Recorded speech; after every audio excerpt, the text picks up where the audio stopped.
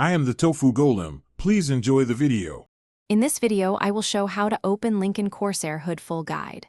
First, sit in the driver's seat and locate the hood release lever on the driver's side kick panel, then pull firmly until you hear the hood pop. Next, step to the front, place fingers under the hood center, lift slightly and push the secondary safety latch to the left or right. Finally, raise the hood fully and secure the prop rod before working under it. Before you open the hood, take a breath and prepare safely. Park on level ground and set the parking brake to keep the vehicle stable. If the engine was running, wait at least 10 minutes for components to cool so you avoid burns. Keep gloves and safety glasses handy to protect against sharp edges and fluid splashes. Have a flashlight ready for better visibility and never force a stuck latch without inspecting it first. If the hood will not open, stay calm and inspect the latch area carefully. Look for debris or corrosion that might block the latch and clear it with a cloth.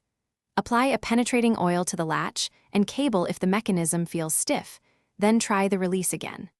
For a broken cable, carefully reach through the grill to trigger the latch manually or consult a professional to avoid damaging the hood or latch components. Thanks for watching.